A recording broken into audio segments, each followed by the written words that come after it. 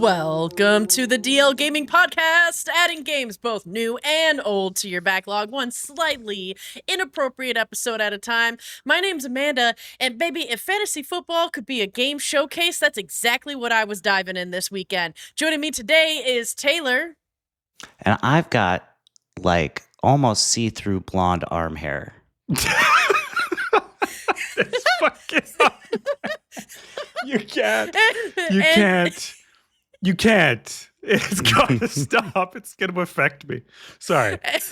And joining me today is Christian. 2468. Is that a showcase in your pants? Or are you just happy to see me?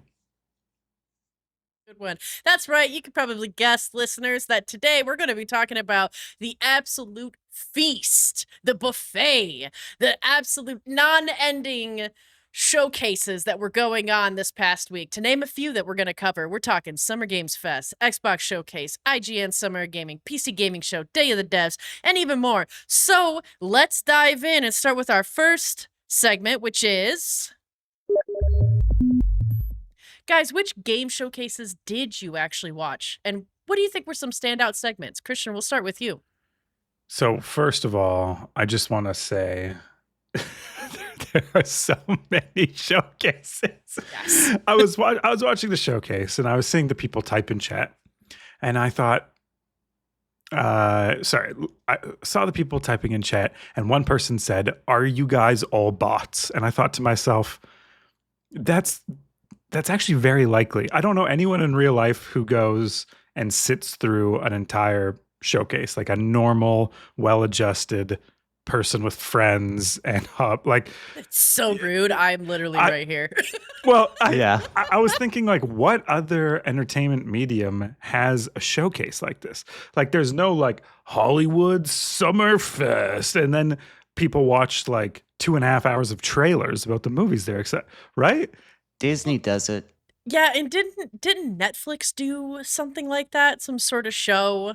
Oh no, it was like an award show with them. Yeah. So what does Disney do? I've never heard of this. What is it called? It's called D23, and it's an annual big like panel event where they update everyone on all things that are going on in Disney. Okay. The theme parks, the movies, the vacations, the hotels. You've previously sworn at Disney adults, disparagingly.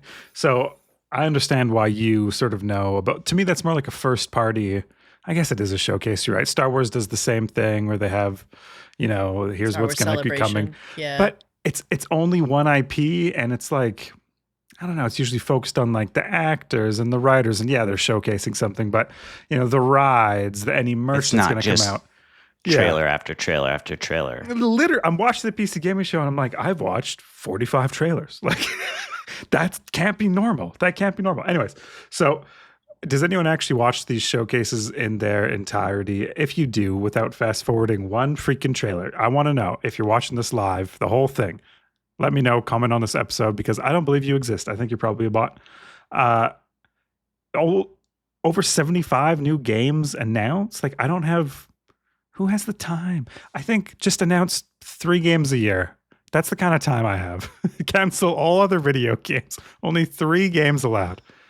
Yeah, just pick the best 3 for us. Yeah, that would be good. Don't let me do it. I might not pick well. You'll see with the games that I want to play what types of games they would be, and I feel like many people will not agree. PC Gaming Show. I kind of struggle usually to get through the bit. They always have a bit, right? But this year I was like, ha ha ha.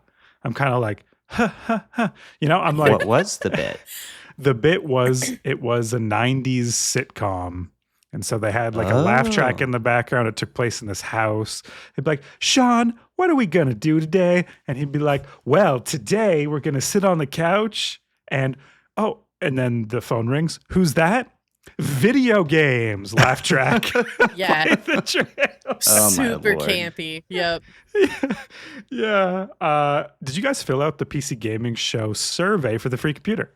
So, yeah, let's talk about that because the computer they made looks like something that so many of us listening, I'm sure, do remember of like the Windows 95 era and just the big chunker of a Looks like the desktop first computer. computer I've ever taken apart. It looked amazing. Yeah, I was like, yeah, it looked amazing. It looks like it plays CDs and floppy disks. I don't think it does because it's got a whole bunch of awesome souped up shit inside of it. Like, what is Yeah. it, 5020 and like the top of the line AMD processor. Like, they didn't skimp on it. These acronyms mean very little to me. A very good computer. That's what I call They called it the sleeper because it looks like it's gonna be your granny's computer, but really Oh. it's the best one.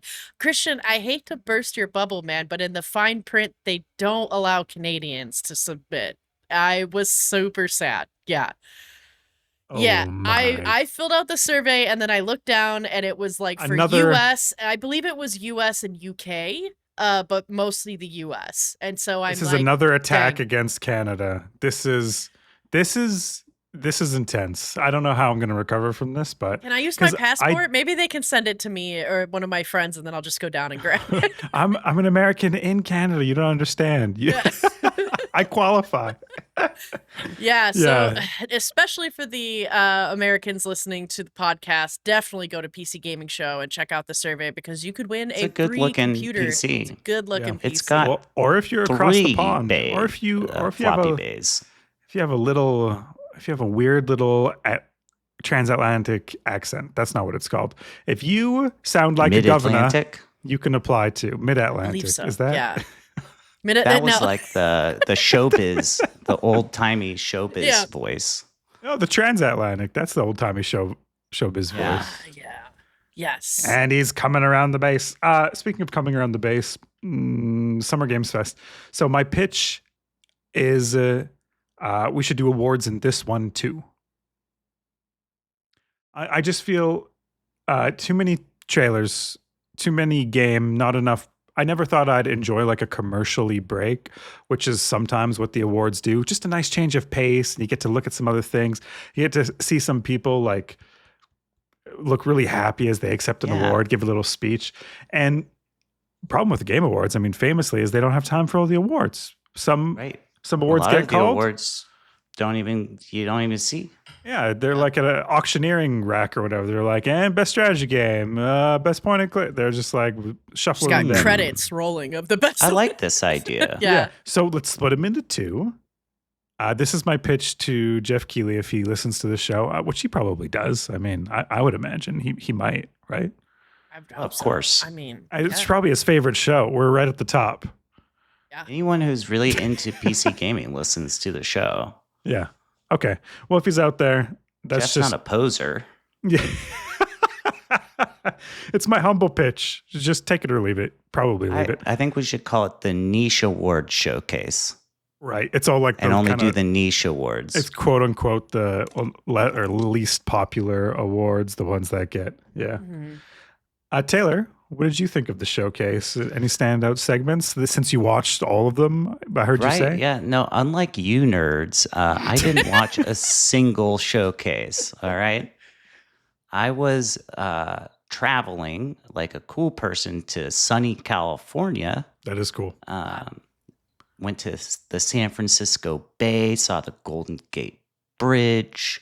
That's ridiculous. You Uh, could have been there, dude. You should have been I know. at the awards. Or the showcase. What do you mean? So anyway, it wasn't possible for me to watch these award shows live. But what I did find was Steam's Summer Showcase page. This is a page on Steam that has every single one of these showcases is listed and it has all of the games that were announced that are on PC. So like anything that isn't on PC won't be on Steam, obviously, but everything is on there, listed out by which showcase it was, and it's all in one easy place. I have made like 30 wish lists since I discovered How big this is your wish list? How big is your Oh. wish list? I think it's like over 200 games. I looked at check. mine today. Yeah. 338. I thought that's crazy. That's getting big. Yeah. That Oh makes no, me so proud. 388. Oh geez. That makes me so proud. I've worked pretty hard to keep mine limited. There was a time where I was trying to keep mine at 69 because I think that's funny. Most of the Yep. time I try to keep it under 100. It's at 87. So that's Huh. a healthy amount. I just checked. I'm at 151. Dang. That's beefy. It's very nice. It's pineapple juice. Yeah. But Amanda, I hear that you actually watched multiple at the same time. So yeah, honestly too, if there's anybody listening right now and just listened to Christian's whole bit and was like, I'm not a bot, I've watched everything. I've watched all of them because I like watching them. I'm there for you. I feel that. That's exactly what we did.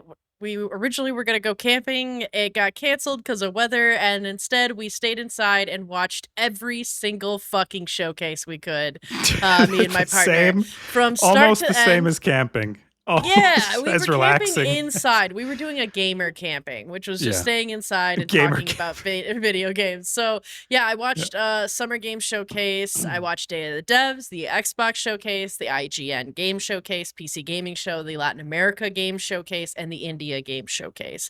Didn't watch every single one of them, but pretty damn close. Yeah, I can't help but That's notice impressive. there are some missing on here. I'm like, Yeah. Yes. I'm like, you got 99% on your test, but Nope, didn't the get the whole Frosty 100. Games Showcase, Yeah, missed it. Story rich. Story rich showcase. Women-led featured game case. I gotta turn in show, my female Wow. card. Yeah, no, it's bad. The wholesome direct. I started Jeez. watching the Wholesome Direct, and then I was like, what am I doing? I'm already beyond full. I can't continue at this buffet I'm anymore. full. I am stuffed.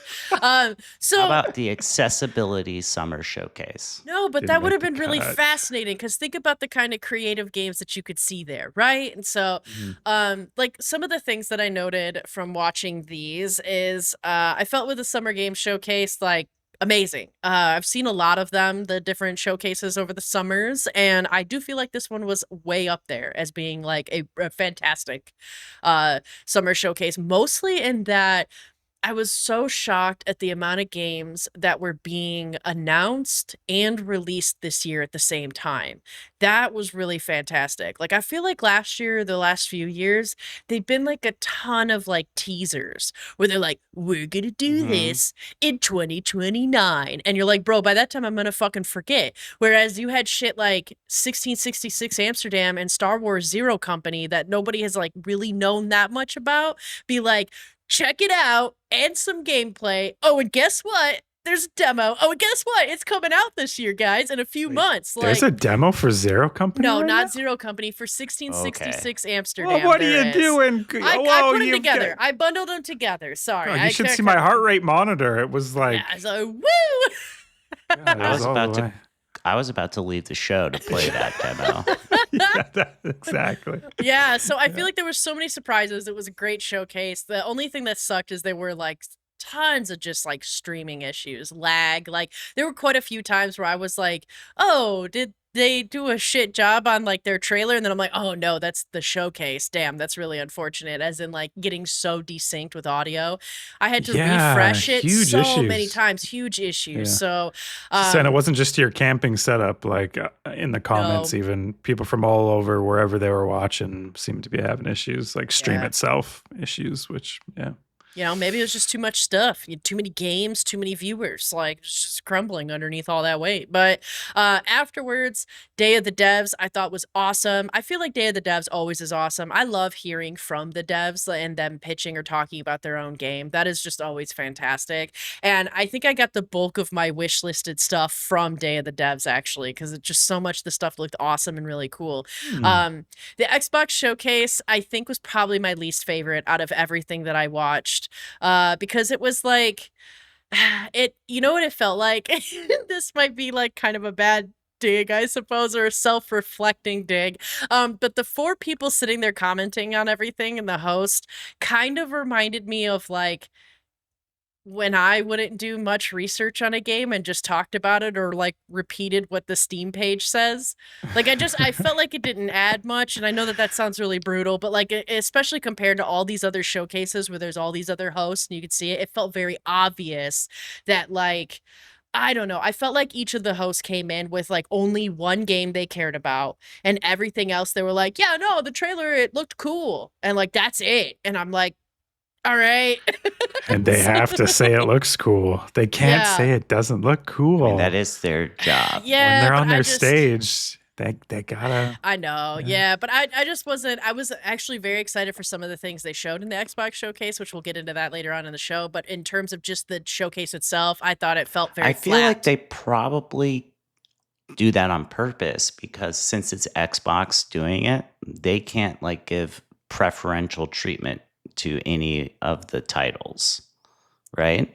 Yeah, but there's so many ways that you could do this. Like Christian mentioned it with the PC gaming show, right? Like they had a whole bit, they had a whole shtick, they had a whole way that they were presenting it, and it was obviously incredibly polished, right? And then IGN Game Showcase, I thought was really interesting. They kind of were swapping out people constantly as the host to interview and talk to certain people, like to get deep dives into their game. So like they had the head of Panache Games sitting there talking about 1666 Amsterdam. They had Greg Forsch talking about Star Wars Zero Company. Like, so that was actually kind of cool to have this interview back and forth style. We saw a production like bit style. We saw just the summer game showcase where you got one host presenting everything.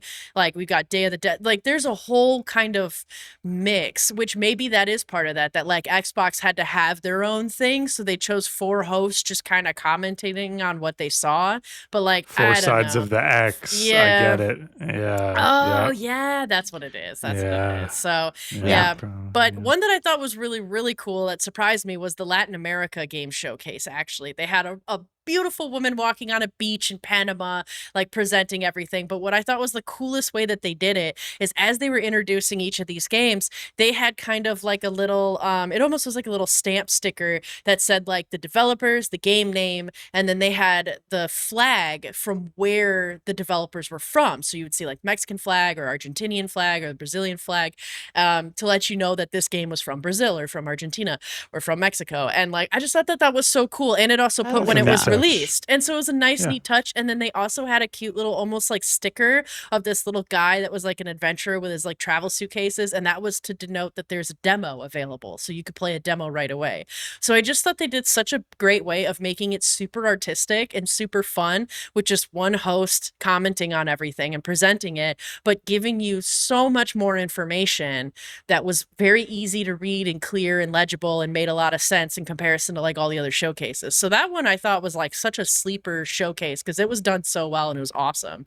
Sweet. Unfortunately, what wasn't done as great, but to their defense, is the very first time they've ever had an India game showcase. It was Zoom calls and it was mostly like cosplayers and like streamers, cosplayers and streamers, cosplayers and streamers presenting games and talking about like it was almost like they were self-promoting their cosplay or their streams. And so it was odd and I didn't really like it, but I will say the games that they showed, I was like, holy shit, these are super unique. Like even if you just go on Steam, check out the India Game Showcase, the games there, and give them like a look because they're very unique and it's really cool. There was a lot of gems I thought that came out of it, but I didn't really like how they kind of laid it out. But to be fair, it was the very first time they ever did it. So Zoom they're figuring calls, it out. Yeah. Probably not ideal. Yeah. And then, having streamers and cosplayers self-promoting seems weird. Yeah. Gauche. Yeah, it was very odd. But, enough of talking about the showcases themselves. Guys, what games and trailers surprised you or impressed you? But let's be real, you're not going to play it. So, Christian, let's start with you. What game did you really like, but you're like, I'm not going to play that? Okay, and if you would play this game, like Taylor or Amanda, if you would play this game, let me know. Yeah. And maybe if you're listening to this too, you're like, how dare that game be on the not playlist? So Hack 95, it's this like retro investigative game. It kind of reminds me of Desktop Explorer, a spooky desktop computer. You go in, oh my gosh, it's so freaky. It had a file on the desktop called goatsy.exe. I was like, uh-oh. Wow. Is that a sign of the humor to come? It didn't seem like it. It seemed kind of like a spookier, but maybe it is. Maybe I was just I had a misread on it. I'm probably never going to play these types of games myself. Something like Desktop Explorer, Lily's World, this Hack 95 game. I think they're all in this creepy horror desktop genre. I think they're all probably they all look to be great games. Like if you go to the Hack 95 Steam page, I think the pitch there is really seems fun, but I'm not going to play these games just because I'm not super into them. And I didn't need to be reminded about Goatsy. And maybe neither did you. If you're listening to this, you're like, forgot about that. It's been a decade and now Goatsy just right there in the middle of my noggin. Do you guys know Goatsy? I don't have to explain it, right? You don't need to explain it. People could probably look it up. Maybe they don't want to though. I would not. I would recommend against looking it up. Yeah. If you don't know what Goatsy is, don't find out. If you don't know, you're too young to see what it is in the first place. Yeah. Or you missed a boat you don't need to be on or don't want to be on anymore because it's sunk. Missed a boat you don't want to be on. Yeah. The Edmunds Fitzgerald. If only I had my ticket. So Red Kiss, that was a game. Anime RPG about vampires. It had this like beautifully animated trailer, and I was really drawn in by that animation. But then they would interject these gameplay parts, and I'd be like, "What is that? What is the gameplay part? What's the gameplay?" And so I went to the Steam page, and I was like, "Oh, it's this sort of maybe dating text-based RPG or dialogue-based RPG, more accurately." And so I'm probably not going to play it, but it looked beautiful. Did you guys pick this one up?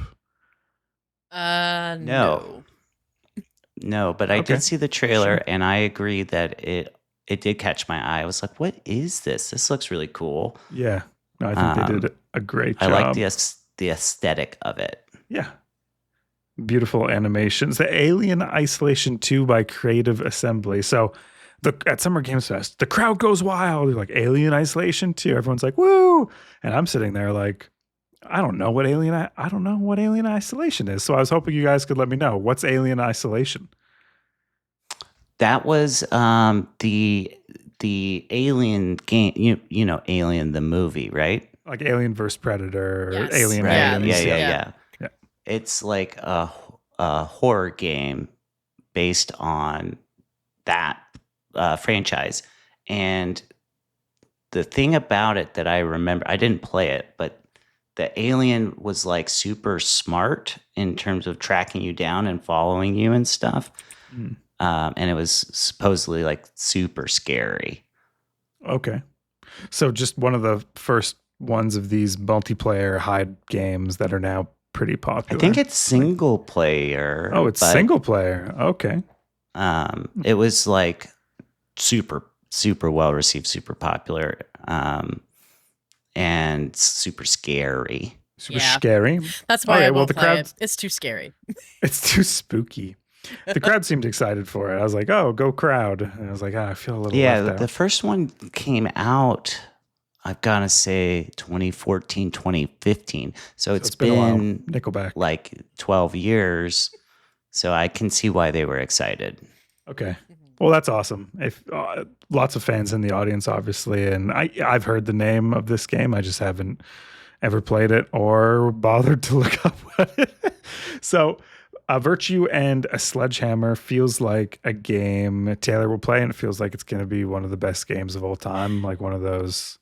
Did this one catch your guys' eye? Yeah. I didn't see this one. This is one of the ones that there's a few games and I'll mention them, but this was one of them that I couldn't stop thinking about even days after.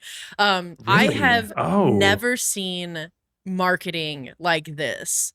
This was the marketing for this game blew my fucking mind and is just wild because they're basically just showing these little clips that are kind of nice, almost like you're going back home and spending time with somebody and spending time with people you care about. And then it's it's flashing this this just massive text across it, which is do you ever think about harming someone?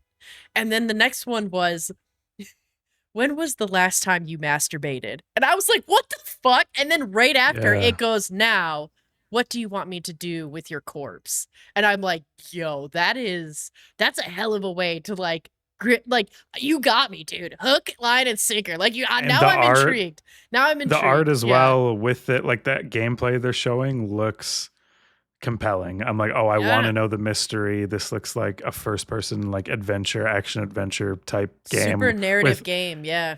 Yeah. And the whole time my brain's just going, Taylor. And it's like going, you're not gonna play this ever, but Taylor. So actually, the whole time I watched it, I also thought that Taylor would really like this. Actually, Really? yeah. I It's awesome. totally missed this one. And I feel like both you and I will actually appreciate this because, like, I looked into it of like, what the fuck is even the plot of this? Like, right? Because like, what it told me in a way, it told me nothing what the game's actually about. But now I'm intrigued, and so now I'm gonna go look. And the game Right. is about how to cope with the complex emotions of when you go back home after you've left for a certain long amount of time, and it doesn't feel like home anymore. And I'm like, Oh. damn, that's fucking good. Like, I feel I like, bet the yep. Germans have a word for that. Yeah, I've heard it be called like a type of soul grief as well, like where you live in one place but not the other, and yet you don't live in the place that you're in too. So you just constantly are like grieving the place you could be in but don't fit in, and then also grieving the home that you used to be in that you can't go back to. So it's like this weird space to be in. I But never had a childhood home. We moved too often, so I never had that place, and so I have this desire to get that feeling. Yeah. I I want bet to play this game. This game is like it couldn't have been Yeah. more perfect then, really, right? yeah, I think it's gonna be really cool. But yeah, the marketing for it is fucking weird. It's so wild. Yeah. And there was another game too. I was like, this is dark in the best way. It's not like gratuitously in your face, gory for seemingly no reason. Like, yeah, they had a couple trailers where I was like, oh, people are taking swings here. We like to see swings. Cassette Beasts 2000. Here's a swing. Cassette Beasts 2002. What did the Pokemon heck? What in the freaking Digimon dimension? What in the People Pokedex? This looks like a straight ripoff of Pokemon. Pal World, And yeah. I was, well, Power World at least has the crafting survival. That's true. This Instead of just the is, fighting. as far as I can Oh, tell. is this just like another? It just plays like Pokemon plays. And you collect beasts that you put in cassette tapes and you battle with them. They even have like the Pokemon grass that's a little bit longer. Like you can tell if you went in it, you'd have like some sort of encounter. Random encounters. So I was silly. like, this seems litigiously placed. I don't know. Yeah. With all the Power World stuff going on. Didn't I wonder. Nintendo like somehow copyright the idea of capturing a monster in something? In a Pokeball. I This fe- is a I feel like they cassette, did. Taylor. This is a cassette, okay? Yeah. So it's Digimon. Yeah. Yeah. That's Digimon, wild. digital monsters. Digimon are our champions. I believe that's how the theme song goes. Yeah. Is that true? Love it. I'm gonna I don't know. I'm not sure.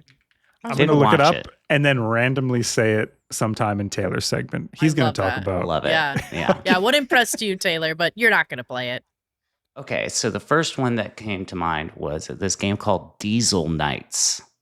Okay, this really immediately hooked me because it starts off with this very huge mech, like a big walking mech, right? Big Mhm. battle suit thing, but it all diesel punk instead of like sci-fi. And I was like, hell yeah, I love me some mech games. Give me some of that. Yeah. Then all the gameplay is a bunch of guys running around with guns doing parkour moves. And I'm like, what is going on? I got the rug pulled on my mech game. Yeah. And so I looked it up, and yeah, that's just straight up what it is. It's mainly about guys running around doing wall runs and stuff with guns in a movement-based shooter Yeah. that just so happens to also have the mechs that you can get into sometimes. Got it. But it's not really about the mechs. And so I felt pretty misled. Yeah. Got my hopes up for some cool diesel mechs and didn't get You know- them. Taylor, did you ever play Shogo Mobile Armor Division? I did not. That's a very cool mech game that I played in my childhood, have fond memories of it. But yeah, maybe like 60-ish% of the game is you're on foot. And the first time it forces you to do that, you're like, what? Because you are a person looking up at the mech. You're like, oh, maybe this Right. is just like a thing. And just to show me the scale of the world and like what we're dealing with. And then like it just keeps doing that randomly to you. I was like, wait, put me back in the mech. I want to be in the mech, guys. Yeah. Oh, man. All right. Another one that I saw was this game called Ithaca. And this one jumped out at me because I'm watching the trailer, and it's this like first person driving, like you're behind the wheel of the car and you're driving down the road, and then you're also getting calls and texting with people. Don't text and drive, but you're texting with people, and it's all taking place like in the windshield of the car that you're driving. My brother just got a car and he said, check this out, the heads up display. I go, what? Yeah. And it reflects back on I was like, this. I have one of those. Amazing. My car's got one. Nice. But You're ready for anyway, Ithaca, dude. looked Yeah. really cool. It's apparently about ecology and eco-terrorism, which was unexpected, to say the least. Oh, this seems like a perfect time. Digimon, digital monsters, Digimon are the champions. Digimon, digital monsters, Digimon are the champions. Change into digital champions to save the digital world. Repeat. Thanks. Honestly, You should have sang it though. Great, great lyrics. Maybe next was great. episode. Yeah, I'll yeah. think about it. Yeah. Speaking of anime, which Digimon is an anime, this next title really went hard into that 80s anime aesthetic. It's called SHE, S-H-E, which is short for Seraphim Helix Experiment. And the trailer immediately starts out and it just looks like an 80s or 90s anime right off the bat. And as it keeps going, I can tell it is straight up inspired by Neon Genesis Evangelion, which I don't know if you're familiar with that, guys, but maybe one of the most famous anime films of all time. Is that? Oh, sorry. No, that's Perfect Blue. I don't think I've seen this one. Yeah. Well, Evangelion is good. You should check it out sometime, although it's very weird and strange. But this is obviously inspired by it because it's got angels and which are basically aliens that have come down, and you're investigating with them. It just looks super Evangelion inspired. I'm probably not gonna play it, but why not? I feel like I associate you as being a big anime guy. A B-A-G. A bag. A bag. A bag. I do appreciate some animes. I wouldn't call myself a big anime guy though. More like a medium anime guy. Medium, yeah. He's a mag. I'm not going on the anime forums and interacting with those degenerates there. Okay. All right. I'm a proud mag. I would never be a bag. Don't come at me, bags.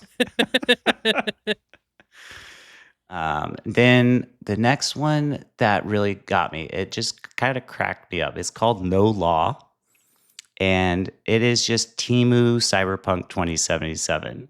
Straight up. It takes place in somewhere called Port Desire instead of Night City, but it is just looks like Cyberpunk. Same aesthetic, same kind of sunny city, but like a sunnier city instead of Night City. It's even like photorealistic, like Cyberpunk is. Yes, it just looks like Cyberpunk. Kind of looks cool. What's Temu about it? Because it is a copy of Cyberpunk. Right. You don't think it's being new enough. You don't think it's adding to the Cyberpunk world. I don't know. I haven't investigated it enough, but that immediate feeling was like, oh, we've got Cyberpunk at home. Okay, got it. Yeah. Yeah. But it does look cool. So I'm not sure that this is one that I'll play because You I have have Cyberpunk. Cyberpunk already, and I still need to replay that. But I did like the vibes. Then, okay, this last one made me think of Amanda. It's called About Fishing. Hmm. Amanda just called me last week to tell me about her fishing plans, right? Mhm. She's calling me up and saying, oh, yeah, I'm going to go fishing off of my stand-up paddle board, and here's some of the fish we might catch, blah, blah, blah. And then this trailer pops up for a game called About Fishing. It's got this strange, like, PlayStation 2 looking graphics to it.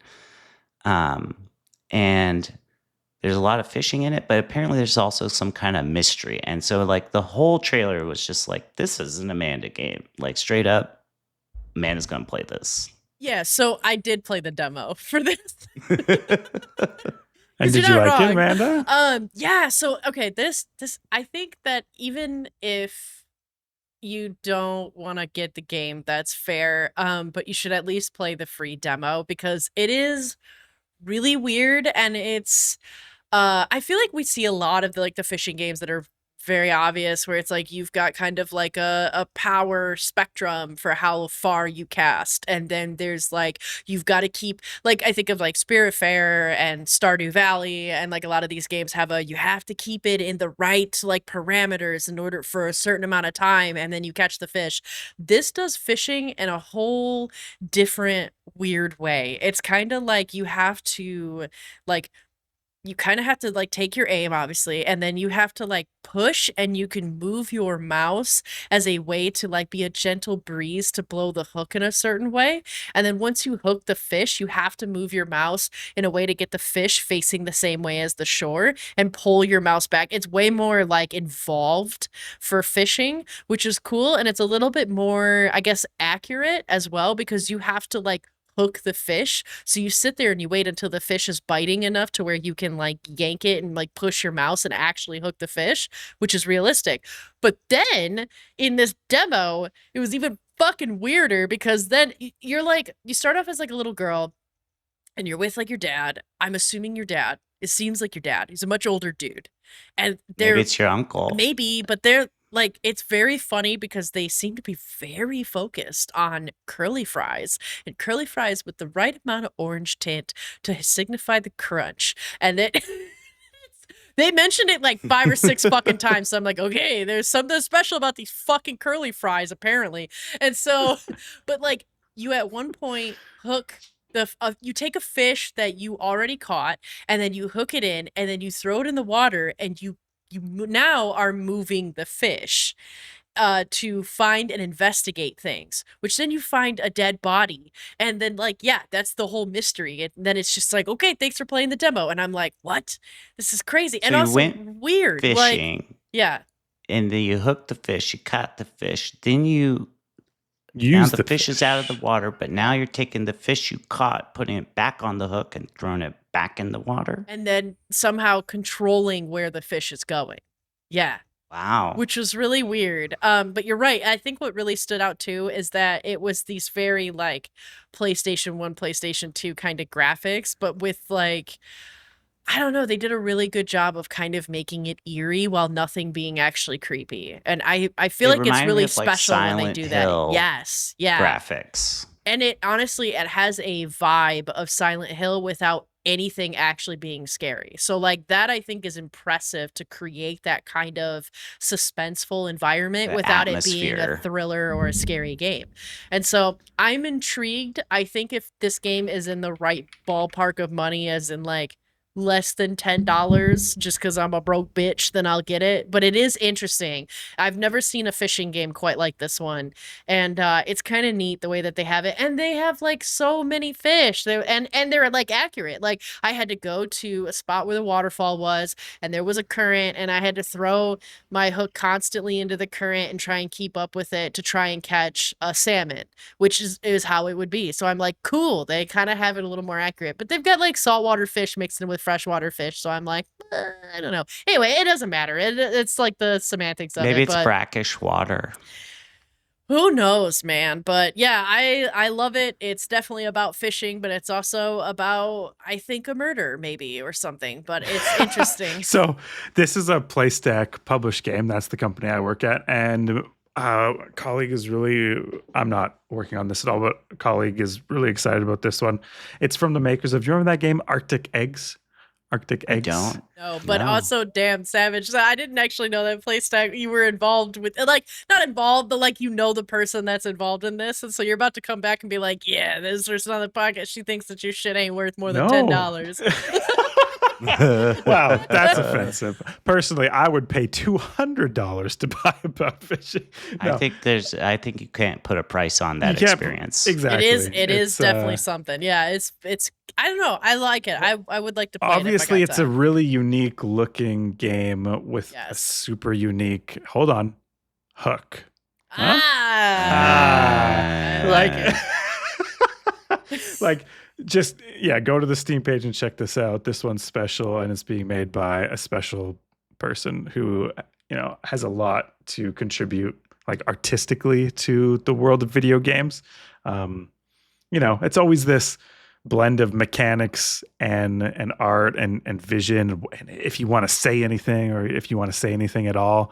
And yeah, this game looks to have a pretty good mix of those. And check out Arctic Eggs too if you haven't either, because you'll sort of get an idea of what maybe you'll be going through here, which is going to be like probably something cerebral that you didn't expect or maybe even intend to.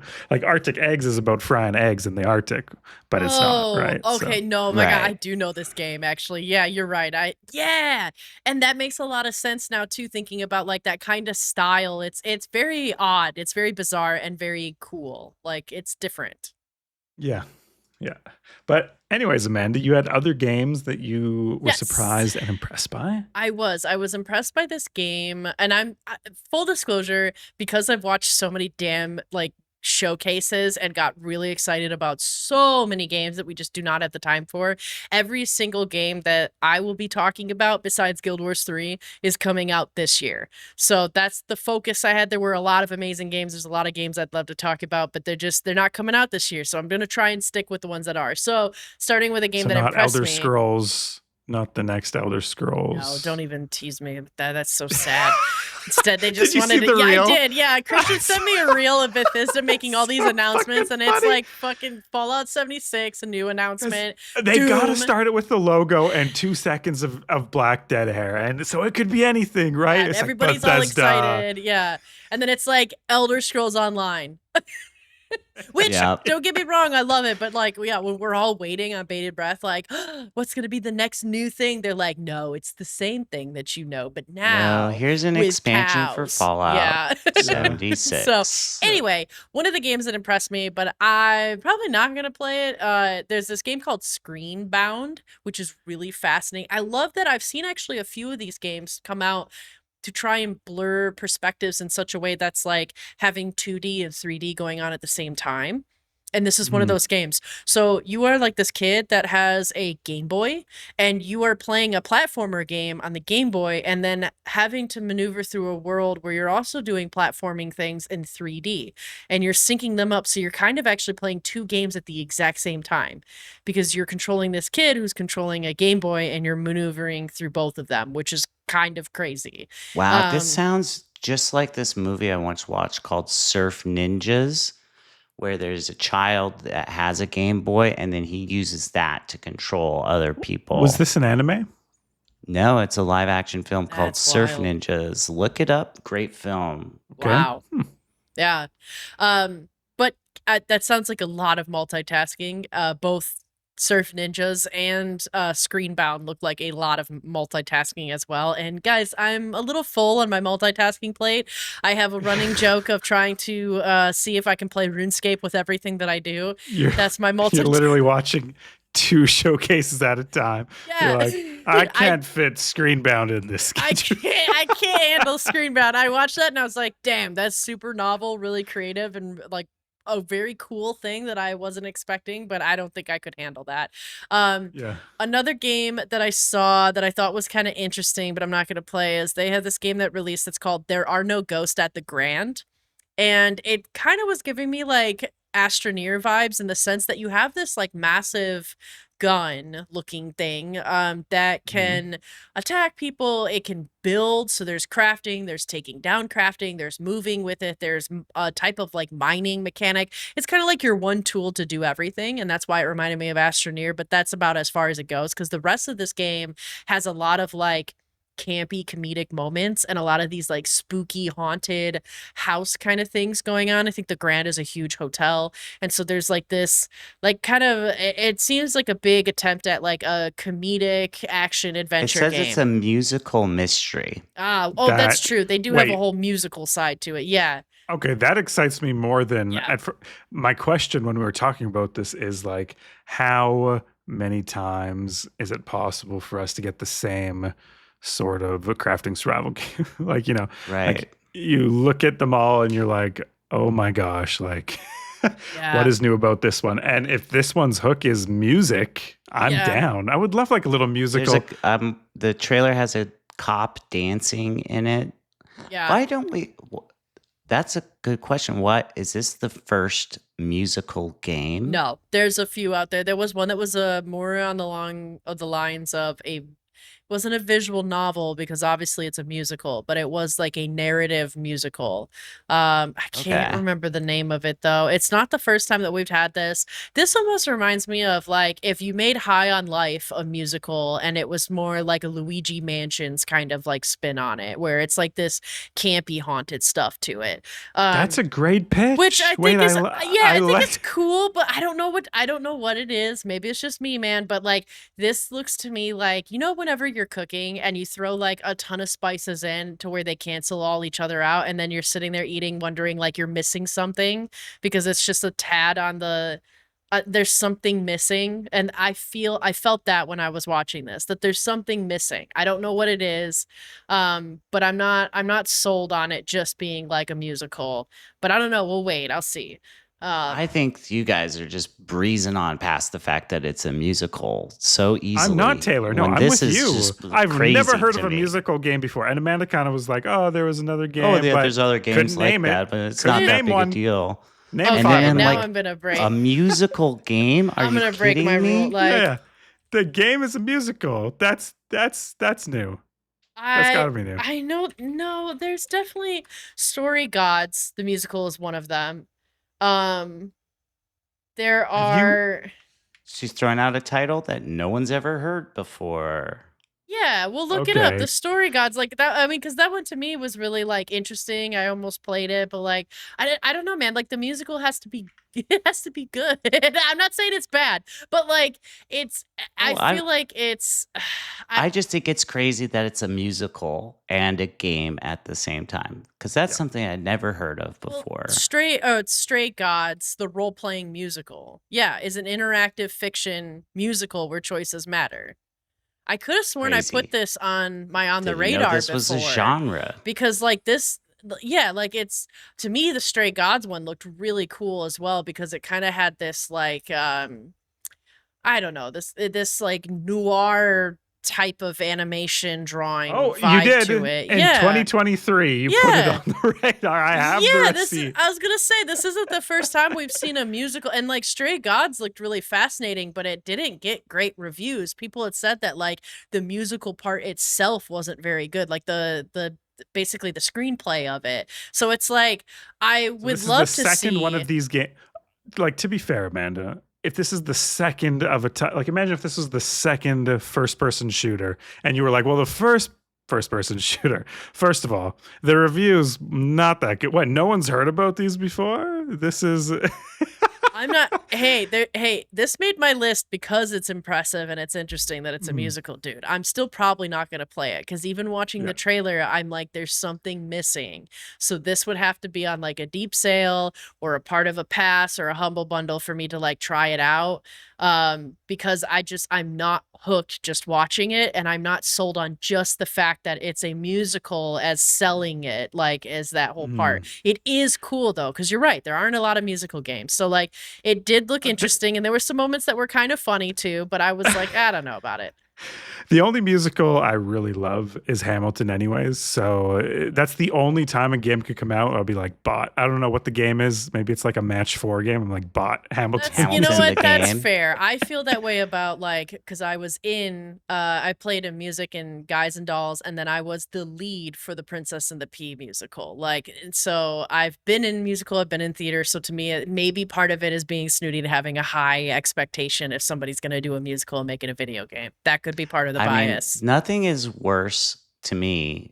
I don't cringe harder than at a bad musical. That's what musical, it just gives me that internal awful feeling of like, look at these people in this strange humiliation ritual they're engaging in.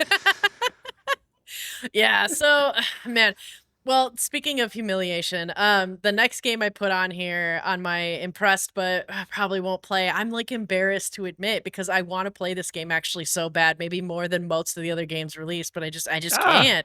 And it's called, sorry, I clicked on it. This looks scary. Yeah, it's called Tenebris Somnia, and it's coming from an Argentinian group where half of the game is like, if you were to imagine a pixelated, like the what is it, a Dark Detective series where it's like that pixelated side-scrolling kind of story? Dark Side Detective. If you were to take that, make it Silent Hill, and then weave in like real movie quality, like Sam Barlow style stuff in there, that's what this game is. And it's live amazing. action. Live action scenes that are fully acted out with people, and it's woven in so beautifully because there's a demo, and I could only handle fucking, I think, 15 or 20 minutes of the demo before I got way too scared, shut it down, and then proceeded to have nightmares the next night that I went to bed. This looks amazing. It's amazing. An award-winning film crew from Argentina made this. It's so good. And it runs like, it's Steam Deck verified, the demo.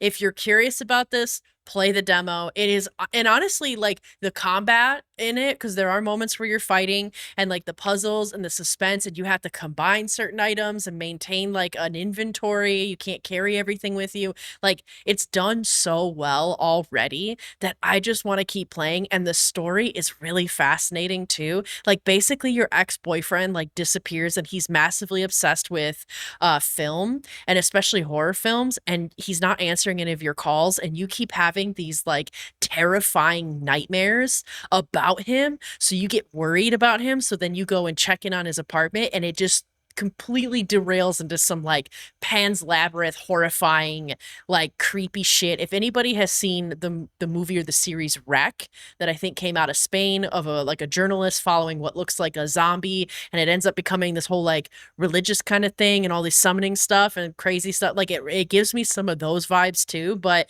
this game is super unique. It's done really, really well, and it's fucking terrifying because the real acting in it is like done so good that like my partner and we were on the couch playing this, and I had to, every time I went up to a door, because a lot of these scenes happen when you switch scenes and go into a door, go into a room, and I turn to him and I'm like, are you ready? And he's like, no, I don't go through that door. He's like, did you check everything in this room first? And I'm like, yeah, I think so. I think I had to go through the door, and I don't want to. And then sure enough, like as soon as it turns to like live action, both of us are sitting there like, oh my God.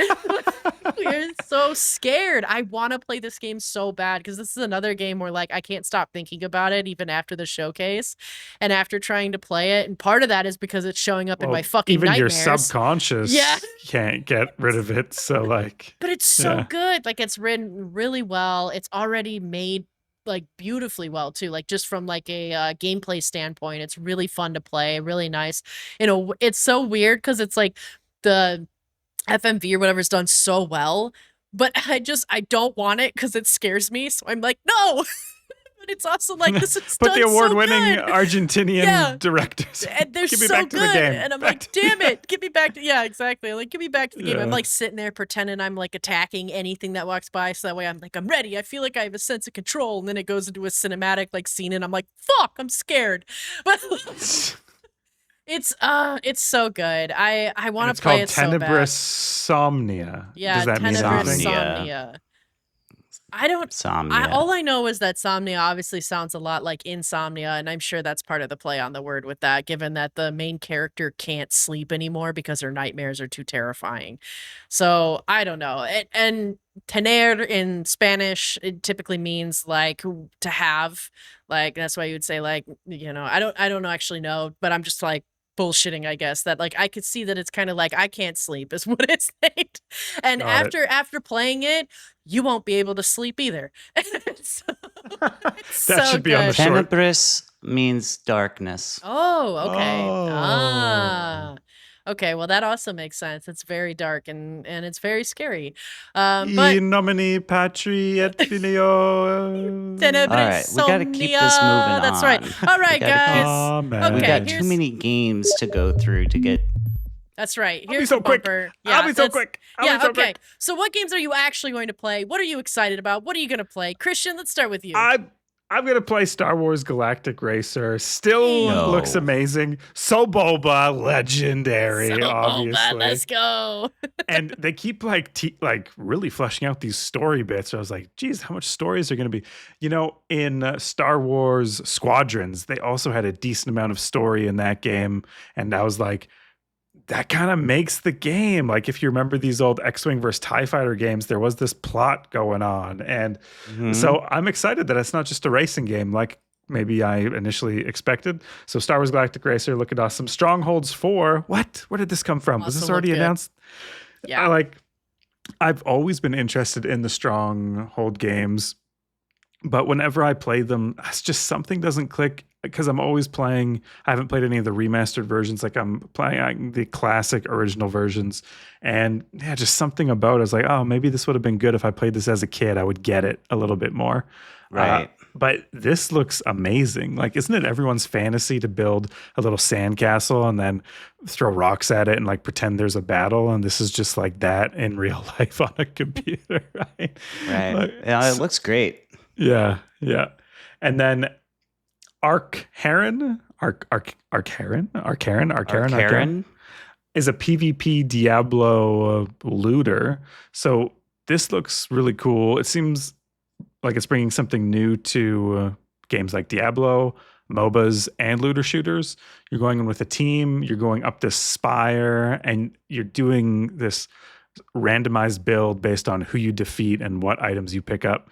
I think it's a really great pitch. They had a pretty long segment at the PC Gaming Show, and usually with those segments, I'm kind of like, okay, we've really exhausted what I'm interested in here. But this was one of the ones where I was like, oh my God, it's over, and I still don't know enough about the game. I have to go to the Steam page right now to find out.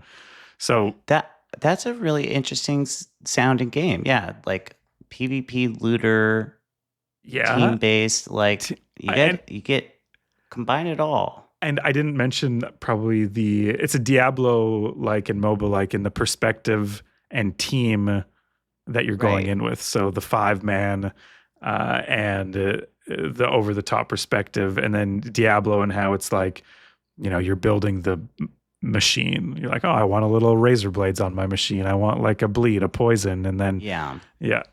So those all look awesome. Taylor, what about you?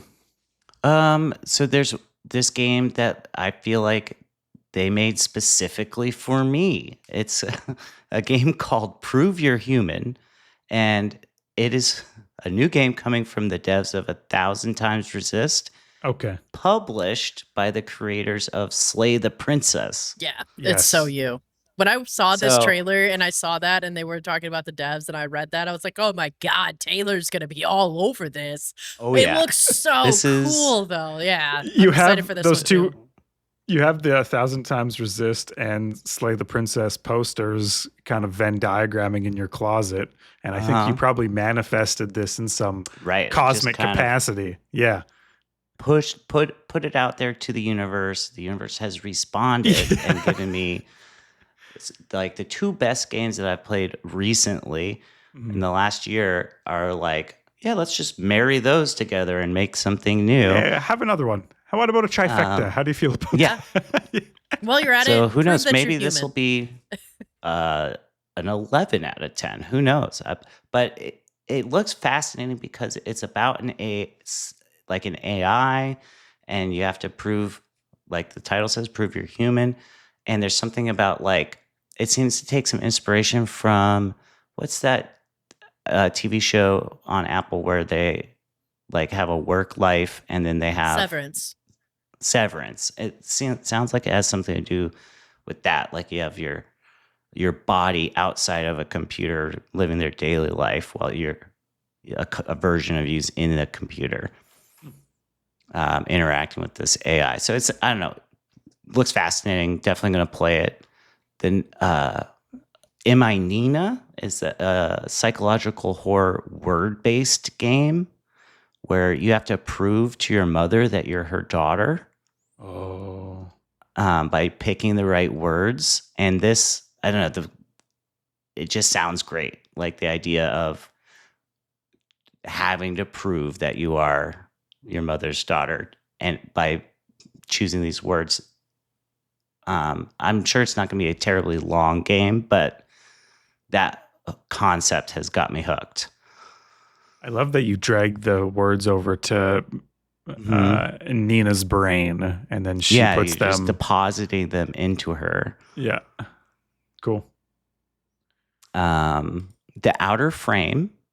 This one, it's like you're a one-man deep state in this game. You're sitting at a desk, and the concept of the game is you're crafting a narrative and staying ahead of the media and like influencing public perception by doing things on a computer and sending out mail and like intercepting things and putting them into the machine. And it reminds me of Not for Broadcast, where it's one of these games where you're at a workstation and you're interacting with the workstation to play the game. And lots of like physical buttons, like a simulation, like a true simulation. Right. Yeah. I saw this one and also thought of you, Taylor. I was like, oh yeah, this is like Not for Broadcast, but in like a like a stronger propaganda. Like I think Not for Broadcast was way more about like censoring and also showcasing certain things. This one feels way more like a propaganda, like deep state machine. Yeah. Yeah. Not for Broadcast, you're trying to get the truth out. And in this one, it seems like you're trying to suffocate it. Exactly. Yeah. Sign of the times. Yeah. Real quick, there's 3 games that I don't think I need to say too much because everyone knows about Fable. them. I don't know. Fable. Cool release or cool trailer. Looks great. I can't wait to see more of it. They've been releasing some gameplay of it too. It looks awesome. But yeah. Senua, which is the third of the Senua Saga games, the Hellblade games, looked crazy. Like the graphics of that game are insane. I don't know how they do it. And then Warhammer 40K Dark Heresy is a new RPG set in Warhammer 40K universe. So obviously I'm going to love those. And then Vampire the Masquerade Eternal Whispers. Oh my god, I'm so excited about this one too. Yeah. It's a new isometric RPG, like the classic CRPG style, like the old Baldur's Gate games, Icewind Dale, etc. And I'm just thinking to myself, why did it take them so long to make a vampire game like this? Yeah. Like, well, in the CRPG style. I think there's that, and also too, not to just be like such a negative Nancy with this episode, but like I went down a deep wormhole because when I saw this as well, I was like, oh my god, this is gonna be amazing. So I started diving into Reddit, I started diving into things. I was like, who the hell is making this? Where is this coming from? And it turns out that it's like a group that was making board games that now they're making their first video game. But when you look at the board games they've released, it's like kind of a mixed bag reviews, because apparently a lot of them, when they were making board games, like would promise a deadline and then it took like 2 years longer to actually do that. And they mismanaged some of their funds. Who knows? Again, this is video game. This is different team, like more teams involved than just the people that are involved with the board game. So like I am hopeful, but I also could see it taking longer than even they're saying. So yeah, like that is concerning. If you can't, I mean, if a board game is getting delayed 2 years, God knows how long a video game might get delayed. but at the same time, what they've actually have showed this- is really good. Like They have Yeah, this it looks exact same game as a board game, Vampires the Masquerade. Eternal Whispers. an So- RPG. Well, Vampire the Masquerade is an RPG that has existed for a long time. It's very famous. Oh, And the so world this of is just a version of darkness. this. yes. Right. Yeah. There's previous Vampire the Masquerade PC game. Mhm. Vampire the Masquerade Bloodlines is a very cult classic PC game that was kind of janky but really cool. And the whole franchise has this terrible history with video game adaptations. There's been multiple attempts to make Vampire the Masquerade games, and they all seem to fail for some reason. But they also all are like more action adventure, first person. Yep. And so I'm thinking it's originally an RPG system. Just make a classic style RPG, So let's and get this back is what to they're it. doing. Yeah, I Yeah. really want this to be good. I would That's love right a in the very name. good CRPG. Yeah. It's the CNC RPG. Is Yep. it not? Classic. Classic. Yeah. Classic.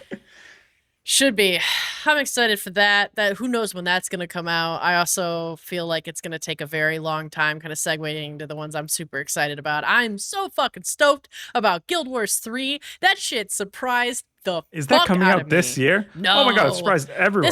This is the only one on my entire list that's not coming out next year because I'm that fucking excited. Like this, I stand the fuck out of ArenaNet. I have owned every single version of Guild Wars they've had. I have replayed it. Dude, just recently, like a few months ago, I went and played Guild Wars Reforged and rekindled all my fucking accounts. I got to all my mains. I got to play all of them. I got to check them out. I got like fucking 10-year anniversary gifts and shit on all my stuff. Like this is, and we had talked previously about like what's a game where you really went down the deep like end of PvP and getting competitive. Fucking Guild Wars 2 is the last time I got hella fucking competitive. And so I love Guild Wars. I was not expecting them to come up with a release. I got like a fucking promotion email from them like the day before the showcase that was like, keep an eye out on the showcase. And I was like, what? Those What? sneaky bastards. So it's so awesome. They're going to have beta testing at the end of next year, 2026. I better be on the fucking list. I'm just saying that right now, ArenaNet. I know you're listening. They're all listening to this podcast. Put me on the beta testing for fuck's sake, please. I just want to be a please. mesmer, please. Anyway. I cannot wait to play this with you as well, I'm Amanda. so excited. I love Guild Wars. Guild Wars. It was one of my childhood favorites. It was like Morrowind, RuneScape, Guild Wars. It was like those three formed my childhood of gaming. Anyway, also huge nostalgia shit. Gears of War E-Day and Halo Campaign Evolved are coming out this year, and like I'm like, what? Slow down, guys. But no. It's gonna be great, especially Halo crazy. Campaign Evolved. Like they put it into the Unreal Dude, Engine 5, and it looks amazing. So good. It Looks so like good. it looks like the best game.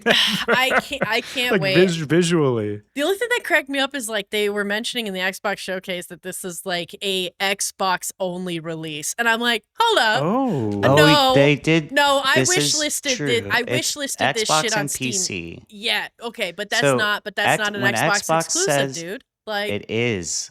It's the Xbox platform includes PC.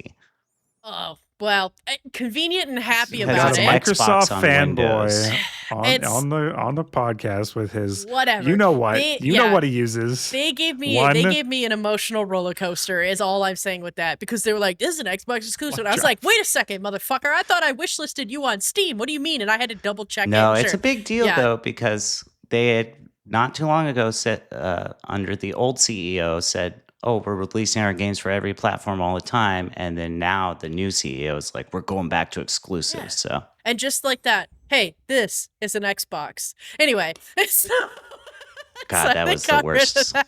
All right, moving along, because yeah, we've got a lot of games to talk about. Dude, okay, 1666 Amsterdam. I put in my notes, shut the fuck up and play this demo right now. That's what I'm saying to everybody. Please I just play downloaded the it. demo. It's so I good. downloaded the demo as soon as I saw it. I saw that you had it and played it.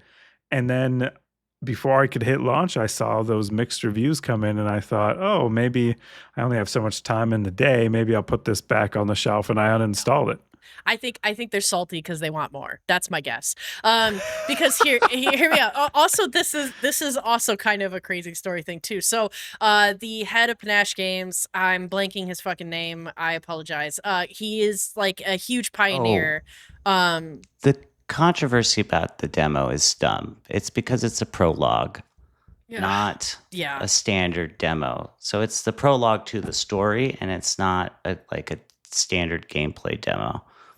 That's why people are upset. It's one of those things, dude, where it's like rated highly positive, and then all the reviews when you read them are shitting on the game. It's like one of those scenarios, or it's like I don't, it's not really a demo. The opposite scenario from what you're describing. Yes, it's not really a demo. If they aren't transparent enough to disclose the use of generative slop in the promotion banner, seems like AI generation confirmed by the devs. Sorry, I'm just reading this in 5 seconds. I don't think that's the controversy, Taylor. Just on quick glance. So here's my thing. Like, this was in the works for, I think, 14 years, if I remember correctly. Either way, over a decade. It's made by the same guy that created the Prince of Persia and the original Assassin's Creed. And just like those games, this game plays very heavily already in the prologue of like perspective and flipping through different points to get to the same linear story, right?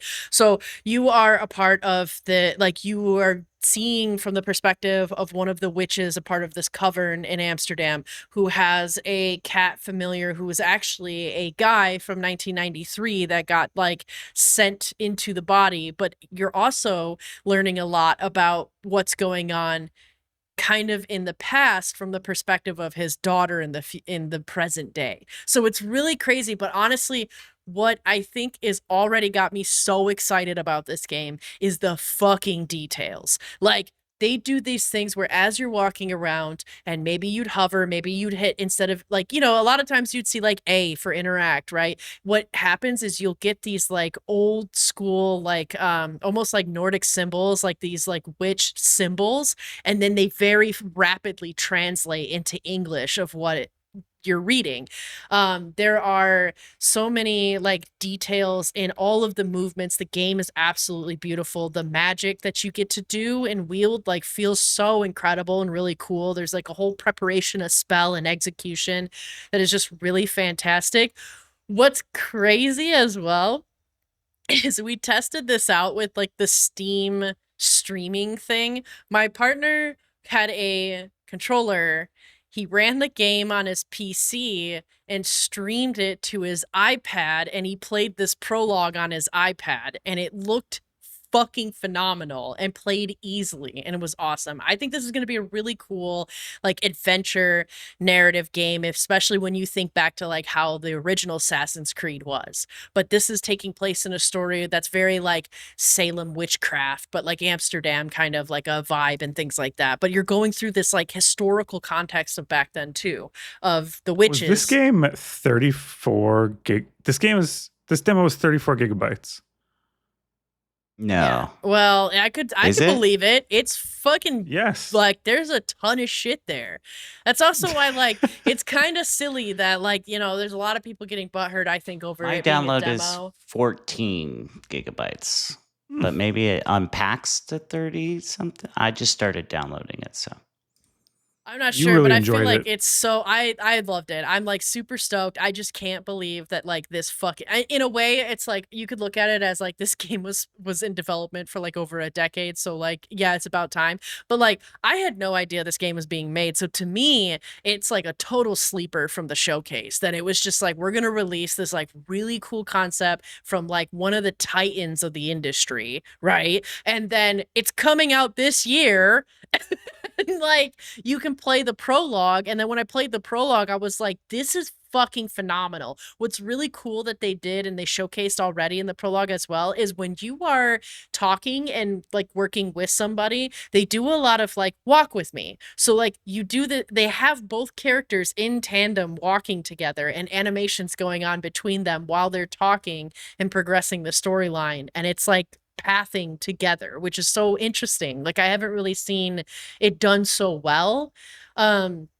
But damn, I'm so like 1666. I had no fucking idea and was just like, wow, it's so fucking shocking. It must have been kind of shocking for some people too when they saw Star Wars Zero Company coming out that it's going to release this year as well. Because that's like XCOM meets like an experience of a Star Wars world where you're like deploying missions. I'm going to have to be very careful when I talk about this game, though, so I'll probably be waiting until that. I might be a little biased about it, but I'm fucking hype. I'm going to be playing this. I'm, like, so proud of the team. I don't know. Christian, did you watch it? I feel like you're excited for this. You better be. No, just kidding. I'm excited for it. I think everything they've put out looks really enticing. It seems like it's a game that's being really carefully crafted and like it knows what it is. The only thing that catches me off guard a little bit is like the characters. Like my experience with XCOM is I have people that I name and I edit a little bit, or they're from different places and I invest time in them. And so I get to know them. And sometimes they die and it sucks. And this game doesn't seem like that. This game seems like more of a story game where I'm not making necessarily my own story. But maybe it's not. Maybe it's more like Marvel Midnight Suns, where there's a story no matter who's in your group and what's happening and who dies and who lives. And it's just really well crafted that way. In any case, I'm excited. Yeah. So watching the IGN deep dive where they talked to Greg Forsch a bit about this, and he explained a bit about it, that kind of thing too, how like there is obviously an overall story that things kind of pull back to, but really who you're creating in your characters is really kind of what you want to do. They have the the authored characters that are there that you can grow attached to. You can customize the way that they look a little bit, but a lot of their personalities and their stories and what they talk about. See, but that's the thing. In an XCOM game, the characters I get attached to are the ones where there is risk of them leaving and never coming back, or like, you know, like part of the experience is not to have standout characters that are like leading the way. And then you have all these red shirts that might die when you take them in. It feels wrong to me, Amanda. Well, no, there's like you form bonds and connections with the characters that are on your teams, and there is permadeath in the game as well too. So like there is that as well, and you do end up like becoming close, or you can become close with some of the people on your team as well. I don't know how it's going to compare to XCOM because I never played XCOM, as shitty as that is, but I definitely love Star Wars, and well, that there's permadeath. Yes. It brings it back to me. Like, yes, there's permadeath. And everything I just said is useless because and there's ways that you care. can like there's kind of like a way that you can honor those that have fallen as well too. And so like you do get close to these people, and you do form, especially the bond system's kind of awesome and cool. They talked a bit about that, how, you know, you can increase your action points, you can have these different kinds of perks of the different bonds that you form of the people that are on your team. And so you can recruit some people, and that's where you have a little bit more customization, or you can use the authored characters as well that are there.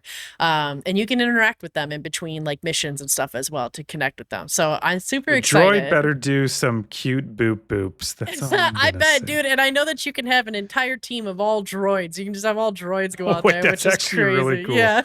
Got the B2, got the supers. I'm really excited. So kind of moving along. Yeah, I wish I could talk more about I'm gonna have to wait until it comes out, I think, to be able to make sure I don't say too much. But I'm going to just move along and kind of skip the next two that I was going to talk about. One of them we've already mentioned about, but there's one that I saw from the India showcase that I thought was just so fucking funny, and I want to have it as a game night, and it's called We Are So Cooked, which feel that, but it's a like fumble core kind of stealth party game where you and a few of your friends, I believe it's 4-player, it might be a bit more, but you have to come together to basically hide and dispose of a dead body in all kinds of places. You might be in a park, you might be in a hotel, you might be in a store, and you have to work together. Some of you distracting people, some of you actually carrying the body, some of you preparing things. It's like and multiplayer Hitman of the best part of the game. Yes, but Right. like if you So it's mix a like Fall Guys group in there in a game way, to- like it's or fall You gotta flat. I hide think. bodies. Yeah, you have to hide bodies, Yeah. and you have to like have this like there's these fumble physics to it that just like makes it. I'm sure it's gonna be really hilarious. So Super goofy. super goofy. So super excited. There's so many. There's more that you guys are definitely gonna hear us talking about in the future as well. There's just over 75 games got really like talked about and just showcased. So that's just it's too many games. Well, no, announced. Announced is Many what I games meant, were yeah. talked about that we Yeah. are, but Yeah, like a lot of games were talked about that. These are These are just announcements announced, that were yeah. brand new. So much. So we'll be talking about these kind of games that have been announced or the ones that they've talked about for definitely the days to come. But, you know, that's pretty much Oh, it. Christian. So moving in. Christian, the wall fell on Christian. The wall just fell on- now. Yeah. You okay over there, Christian? when your walls fall down and did my something. You guys Yeah. know it. Sing along. I don't know Oh. it. You guys don't I know don't it. know that song No. either. But you can No. keep singing it. Yeah. No. Taylor, Is that a Canadian song?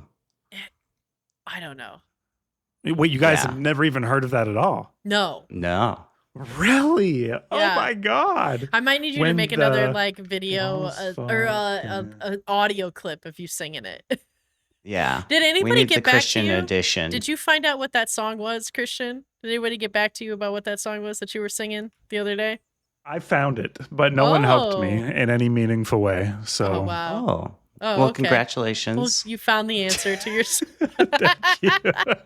Taylor, Um, what is our community up to? What's some of our Yeah. listener questions?